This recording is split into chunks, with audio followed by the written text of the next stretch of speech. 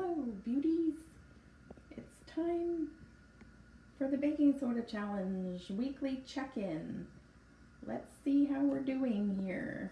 Yeah. Let's take a look at my skin and see how we're doing. A little sweaty right now, but yeah. Things are looking a little better. My chin's kind of got a breakout right there, but my nose looks much, much better. My skin actually looks a lot brighter and healthier. Things have been going really well. Today, what I'm going to do is I'm going to show you actually how I do with this.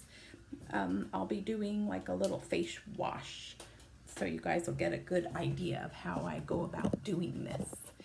Let me see if I can get my camera to work here. I'm going to start by running a little bit of water and then putting some water on my face, just kind of splashing it on right here. And I'm just going to take a little bit of baking soda, pop it in my hand right here. You kind of rub it around with some water, make a little paste, rub it on your face. It's really hot today here in California, so it feels good to be doing this, kind of getting the sweat off my face and the dirt and grime. Can't really see it, but it's there. My skin can feel it. There we go. And then I'm gonna wash and then get all this off. Take a washcloth or your hands, just kind of wipe it all off. There we go. Much better. My face feels clean. And then you want to take a nice clean towel, pat your face dry. Don't rub, you want to pat. You always want to pat your face dry. That makes a big difference. And like I said, things are looking pretty good. We're a week into this experiment, and I'm liking what I'm seeing. My nose is a lot better than what it was before. It got really inflamed, I think, on the second day, and yeah, but now it's looking much, much better. I'm liking what I see.